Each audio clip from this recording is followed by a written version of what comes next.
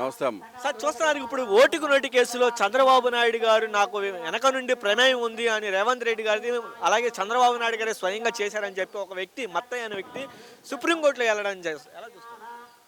అసలు దరిద్రమే ఇక్కడ మొదలైంది.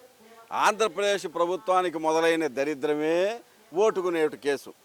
ఆంధ్రప్రదేశ్కి రాజధాని 10 సంవత్సరాల పాటు ఉమ్మడి రాజధానిగా హైదరాబాదును వాడుకోవచ్చు అని చెప్పి గతంలో మనకి స్టేట్ రీఆర్గనైజేషన్ కమిటీ ఏదైతే ఉందో ఆ కమిటీ వాళ్ళు చెప్పి మీరు 10 సంవత్సరాల పాటు వాడుకోండి అని మనకు అప్పచెబితే 2014 నుంచి 2024 వరకు కూడా 10 సంవత్సరాల పాటు హైదరాబాదును మనం వాడుకునే అవకాశం మనకు ఉన్నప్పుడు ఈ ఓటుకు నోటు కేసులో దొరికిపోయిన ముఖ్యమంత్రి చంద్రబాబు నాయుడు గారు, అలాగే ఈయనకి శిష్యుడిగా ఉండి ఇప్పుడు ప్రస్తుతం తెలంగాణ ముఖ్యమంత్రిగా ఉన్నటువంటి రేవంత్ రెడ్డి గారు లైవ్లో దొరికిపోయి 50 లక్షల రూపాయల బ్యాగ్ని తీసుకొని వెళ్ళి ఆ ఎమ్మెల్సీ ఎవరైతే ఉన్నారో ఆయన స్టీఫెనే కదా, స్టీఫెన్ అనుకుంటా, ఆయనకి ఇచ్చేసి లైవ్లో దొరికిపోయి దొంగలైపోయిన తర్వాత వీళ్ళ మీద కేసుల నుంచి తప్పించుకోవటానికి హైదరాబాద్ నుంచి అర్ధరాత్రి పూట తట్టాబుట్టా సర్దుకొని మా రాష్ట్రం మాకుందని చెప్పేసి పారిపోయి విజయవాడ వచ్చేసి బస్సులో కూర్చుంటాను, మాకు రాజధాని లేకపోయినా కట్టుకునేదాకా అది చేస్తాను ఇది చేస్తాను ప్రగల్భాలు పలకటానికి గల మూల కారణమే ఓటుకు నోటు కేసు. ఈ ఓటుకు నోటు కేసులో ఆయన మత్తయ్య అనే ఆయన సుప్రీంకోర్టుకి లేఖ రాశాడు. నేను అప్రూవర్గా మారిపోయాను, దీని కేసుకు సంబంధించి నా దగ్గర అనేక రకాలైనటువంటి సాక్ష్యాలు ఉన్నాయి, నేనే ప్రధానమైనటువంటి సాక్షిని, నేను చెబుతాను అని గతంలో చెప్పినా కూడా నా సాక్ష్యాన్ని పరిగణలోకి తీసుకోలేదు. అప్పుడు ఒక జడ్జి గారిని ఇప్పుడున్నటువంటి రేవంత్ రెడ్డి ముఖ్యమంత్రి గారికి క్విడ్ ప్రోకో జరిగింది, ఆయన్నే తీసుకొచ్చి ఇప్పుడు మళ్ళీ ఏపీ పోలీస్ హౌసింగ్ దానికి చైర్మన్గా కూడా పెట్టారు అని అంటే అప్పుడు ఆ కేసుకి ఆయనకి రేవంత్ రెడ్డి గారికి మధ్యలో క్విడ్ ప్రోకో జరిగింది. దీనికి మళ్ళీ న్యాయ విచారణ మొదలుపెట్టి దీని సంగతి ఏంటో తేల్చాల్సిందే. అప్పుడు నాకు జరిగిన అన్యాయాన్ని అప్పుడు ఈ కేసులో నేనే ప్రధానంగా సాక్ష్యాల్ని ఇచ్చినటువంటి వాడిని, దీనికి నేను అన్ని రకాలుగా సహకరించడానికి సిద్ధంగా ఉన్నాను.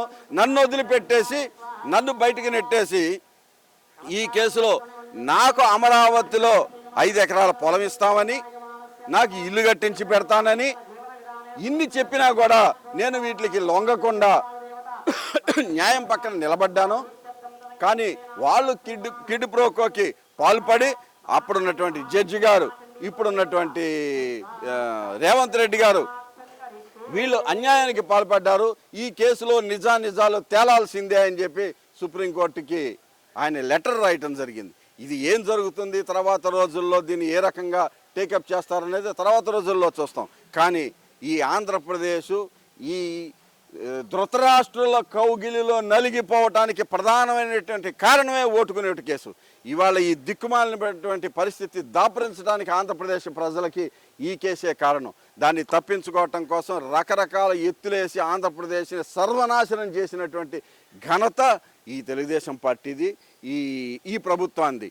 మళ్ళీ ఇదే మోడీ గారు ఆంధ్రప్రదేశ్ వచ్చి ఆంధ్రప్రదేశ్ లో ఉన్నటువంటి నారా చంద్రబాబు నాయుడు గారు కేంద్ర ప్రభుత్వాన్ని ఏటీఎం వాడుకున్నట్టు వాడుకుంటున్నాడు అని చెప్పిన మాట, ఆ తర్వాత మీకు అక్కడ ఎవరున్నారు, నాకు భార్య ఉంది, పిల్లలు ఉన్నాడు, మనవడు ఉన్నాడు, నీకెవరున్నారని చెప్పేసి అవమానకరంగా మాట్లాడినటువంటి మాటలు వీటిలన్నిటినీ పక్కన పెట్టేసి ఇవాళ ఏ అనైతికంగా వీళ్ళు కలిశారో, ఏం చేయదలుచుకుంటున్నారో, అసలు వీళ్ళకు ఉన్నటువంటి నేర చరిత్రలు ఇవేమీ ఎక్కర్లేకుండా చక్కగా ఫ్రిడ్జ్లో పెట్టో లేకపోతే దానిలో ఏంటో గంగలో నీళ్లు చల్లేస్తే పవిత్రులు అయిపోయినట్టుగా ఇవాళ కూటమి ప్రభుత్వం పవిత్రతాన్ని ప్రదర్శిస్తోంది. ఈ రాబోయే రోజుల్లో ఈ పుట్టి ముంచే ఇది మాత్రం ఖచ్చితంగా ఈ మత్తయ్య ద్వారా జరగబోతుంది అనేది మాత్రం నమ్ముతున్నాను. సార్ ఇప్పుడు ఇంకో వ్యక్తి కూడా నాకు డబ్బులు ఇవ్వాలని చెప్పి చంద్రబాబు నాయుడు గారు సిఐ గారు ఒక వ్యక్తి చంద్రగిరి ఆ వ్యక్తి కూడా అప్పుడు నాకు ఇలా చేశాడని చెప్పి నా పేరును ప్రస్తావించాడని చెప్పి ఎలక్షన్ సమయంలో అని చెప్పి అతను వివేకానంద రెడ్డి గారి వివేకానంద రెడ్డి గారి కేసులో పేరు ప్రస్తావించారని చెప్పి సిఐ గారు కూడా లీగల్ నోటీస్ కూడా ₹1,75,00,000 వివేకానంద రెడ్డి గారి హత్య కేసుకు సంబంధించి అక్కడ ఉన్నటువంటి సిఐ నా పేరును అనవసరంగా ప్రస్తావించి నన్ను ఇది చేశారని చెప్పేసి లీగల్ నోటీస్ ఇవ్వటం జరిగింది. ఇప్పుడు గవర్నమెంట్ అంతా వ్యవస్థలు నా చేతుల్లో ఉన్నాయని చెప్పి ఇష్టం వచ్చినట్టు వాడుకుంటాను నేను అని అంటే వ్యవస్థలన్నీ ఎప్పుడూ కూడా మీకు అనుకూలంగానే పనిచేస్తాయి అని అనుకోవద్దు చంద్రబాబు నాయుడు గారు. కూటమిలో ఉన్న వాళ్ళందరికీ కూడా ఇదే చెబుతున్నాను. వ్యవస్థ ఏ రకంగా మీరు ఉపయోగించుకుందాం అనుకుంటున్నారో అదే వ్యవస్థ మిమ్మల్ని కూడా తినేస్తుంది అనటానికి కొన్ని చాలా ఉదాహరణలు ఉన్నాయి. ఇక్కడ బింద్రన్ వాలే అని అతన్ని తయారు చేసిన తర్వాత అక్కడ ఇందిరాగాంధీకి ఏ గతి పట్టిందో చూశారు. రాజీవ్ గాంధీకి ఎటువంటి పరిస్థితులు దాపురించాయో చూశారు. అమెరికా ట్విన్ టవర్స్ ఎందుకని కూలిపోవాల్సి వచ్చిందో తాలిబాన్లని పెంచి పోషించిన అమెరికాకి అదేంటో దాని రుచి ఏంటో చూశారు. అట్లాగే వ్యవస్థల్ని నా సొంత చేతుల్లోకి తీసుకుంటాను నడిపేస్తాను అని అంటే ప్రతిసారి సాధ్యం కాదు. ఈ వ్యవస్థలు మీకు కూడా అదే రకంగా పనిచేస్తాయన్న సంగతిని గుర్తుపెట్టుకోవాలి. ఈ కేసులో మీరు కూడా తప్పించుకునే అవకాశం లేదు. ఆయన మీకు లీగల్ నోటీసులు ఇచ్చారు. దానికి మీరు ఏ రకంగా స్పందిస్తారో దాన్ని బట్టి ఫర్దర్గా ఏముంటుంది అనేది చూద్దాం. సార్ ఏం చంద్రబాబు నాయుడు గారు చుట్టూ ఈ మధ్యకాలంలో అందరూ కూడా కేసులు విషయంలో కానీ అలా ప్రభుత్వం మీద వ్యతిరేకత కానీ ఈ భావాన్ని ఎంతవరకు పడే అవకాశం ఉంది ప్రభావం? ఖచ్చితంగా ఉంటుంది. వీళ్ళు చెప్పుకోవటానికి జగన్మోహన్ రెడ్డి గారు గతంలో ఖచ్చితంగా చెప్పారు. ఏమని? ఆంధ్రప్రదేశ్కు ఉన్నటువంటి బడ్జెట్ ఇది, ఇప్పుడు నేను చేస్తున్నటువంటి వ్యవహారం సంక్షేమ పథకాలు అభివృద్ధి అనేది ఇంతకన్నా ప్రపంచంలో ఇంకెవరూ చెయ్యలేరు, ఇది చేస్తాను అన్నాడనంటే ఇది ఇంతకన్నా అబద్ధం, ద్రోహం, అన్యాయం ఇంకేది ఉండదు, ఇది మిమ్మల్ని మోసం చేస్తున్నాడు, అబద్ధాలు మాట్లాడుతున్నాడు అన్న విషయాన్ని జగన్మోహన్ రెడ్డి గారు ముందుగానే చెప్పారు. వీటిలన్నింటినీ పక్కదారి పట్టించేసి నేను సంపద సృష్టిస్తాం, ప్రజలందరికీ పనిచేస్తాం అన్నాడు. ఏం సంపద సృష్టించారు? ఇవాళ వరకు 2,50,000 కోట్ల రూపాయల పైన అప్పు చేసి దేశానికి, రాష్ట్రానికి మీరు సంపద సృష్టిస్తానన్న సంపద అప్ప 2,50,000 కోట్ల రూపాయలు అప్పు చేశారు. ఇదే మీరు చూసే సంపద సృష్టించడం? మీరు చేసే సంపద మొత్తం అప్పులు తీసుకొచ్చి ఎక్కడ పెట్టుబడి పెడుతున్నారు? ఎన్ని జిల్లాల్లో రోడ్లు లేవని, ప్రాథమిక సౌకర్యాలు లేవని, హాస్పిటల్లో మినిమం సౌకర్యాలు లేవని, స్కూల్స్లో పిల్లలకి కనీసం సౌకర్యాలు ఉండటం లేదని ఎన్ని చోట్ల నుంచి మీకు కంప్లైంట్లు వస్తున్నాయి.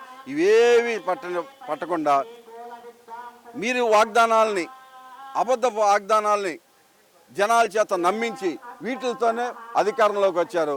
ఇవన్నీ కూడా ఇప్పుడు మీకు చుట్టుకుంటున్నసరికి దీని నుంచి బయటపడటం కోసం, తప్పుదారి పట్టించడం కోసం ప్రతిరోజు ఒక కొత్త రకమైనటువంటి సమస్యని జనాలు ఆలోచించుకునేలాగా చేసి అసలు సమస్యను పక్కదారి పట్టించాలనేటువంటి మీ కుటిల ప్రయత్నాలు ఏదైతే ఉన్నాయో ఇదేది కూడా వర్కౌట్ కాదు. రాబోయే రోజుల్లో ఈ జనాలందరూ మిమ్మల్ని ఇంటిదారి పట్టించడం అనేది ఖాయం.